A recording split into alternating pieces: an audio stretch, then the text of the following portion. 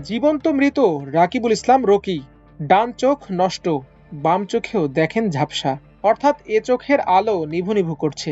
কবে একেবারে নিভে যায় সেই আতঙ্কেই দিন পার করছেন তিনি। হাসিনা সরকার পতনের লড়াকু এ সৈনিকের চিকিৎসা পরিবারের অর্থকষ্টে এখন বন্ধের পথে। তাই ছেলের ভবিষ্যৎ নিয়ে উদ্বেগে দিন পার করছেন বাবা মোখলেছুর রহমান।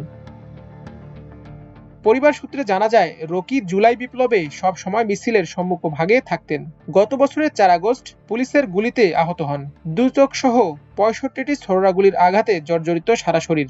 অপারেশন করেও ডান চোখের গুলি বের করা সম্ভব হয়নি, তাই সেটি নষ্ট হয়ে গেছে। বাম চোখের আলো নিভু নিভু করছে, শরীরেও গুলি আছে এখনো। রকির বাবা মোখলেছুর রহমান বলেন, রকিকে জয়পুরহাট সদর হাসপাতালে নিলে চিকিৎসক ঢাকায় পাঠাতে বলেন। ৬ আগস্ট চক্ষু হাসপাতালে অপারেশন হয়। ৪ দিন হাসপাতালে কাটে, এরপর আবার তাকে হাসপাতালে নিতে হয়। তখন চিকিৎসক জানান তার ডান চোখটি নষ্ট হয়ে গেছে, বাম চোখও নষ্টের পথে। এখন প্রতি মাসে ঢাকায় যেতে হচ্ছে চিকিৎসার জন্য। রকি আমার দেশকে বলেন, আমি সব সময় মিছিলের সম্মুখভাগে থাকতাম। পুলিশ খুব কাছ থেকে গুলি করেছে। আমি নারায়ণগঞ্জে একটি বেসরকারি নিটিং অ্যান্ড ডাইং কোম্পানিতে কাজ করতাম। এখন তো কাজ করা সম্ভব নয়। চিকিৎসক বলছেন আরও কমপক্ষে ২টি অপারেশন লাগবে। তবে বিদেশে উন্নত চিকিৎসা করাতে পারলে পুরোপুরি অন্ধত্ব থেকে বেঁচে যেতেও পারি। বাম চোখটি হারালে আমার পৃথিবী অন্ধকার হয়ে যাবে, কর্মক্ষমতা হারিয়ে ফেলবো। বাবা মোখলেছুর রহমান বলেন, ৩-৪টা হাসপাতাল ঘুরে পরে চিকিৎসা করাতে পেরেছি। চরম কষ্ট ও দুশ্চিন্তায় দিন পার করছি। আল্লাহ শুকরিয়া, জুলাই ফাউন্ডেশন ১ লাখ টাকা দিয়েছিল। চিকিৎসা ও সংসারের পেছনে সব শেষ। এখন প্রতি মাসে বা প্রতি ২ মাসে একবার চিকিৎসা নিতে ঢাকায় যেতে হচ্ছে। তাই পথে বসার উপক্রম। কিভাবে এই সংসার চালাবো, ছেলের চিকিৎসা করাবো জানি না।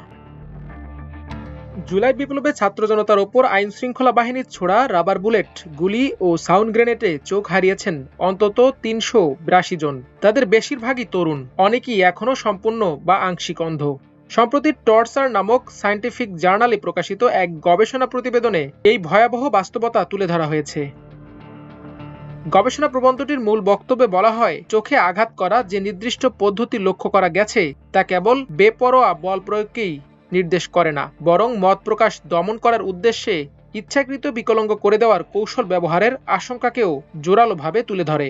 অর্থাৎ চোখে আঘাত পাওয়ার ধরন দেখে বোঝা যায় এটি কেবল হঠকারী না, বরং অনেক ক্ষেত্রে উদ্দেশ্যমূলকভাবে করা হয়েছে, যেন আন্দোলন দমন করা হয়, ভবিষ্যতে কেউ প্রতিবাদ করতে না পারে। গবেষণায় দেখা গেছে ১৩০০ জনের বেশি মানুষ এই আন্দোলনে চোখে গুরুতর আঘাত পান, যাদের মধ্যে ৬৮০ জনের সার্জারি প্রয়োজন হয়। ঢাকার ন্যাশনাল ইনস্টিটিউট অব অপথলমোলজি হাসপাতালে ৮৫৬ জন চোখে আঘাত পাওয়া রোগীকে চিকিৎসা দেওয়া হয়। তাদের ৩৮২ জন এক চোখ হারিয়েছেন, ১৯ জনের ২ চোখই নষ্ট হয়ে গেছে। এই ভয়াবহ পরিস্থিতিকে গবেষকরা একটি জনস্বাস্থ্য সংকট বলে আখ্যা দিয়েছেন। মাল্টিমিডিয়া ডেস্ক, আমার দেশ।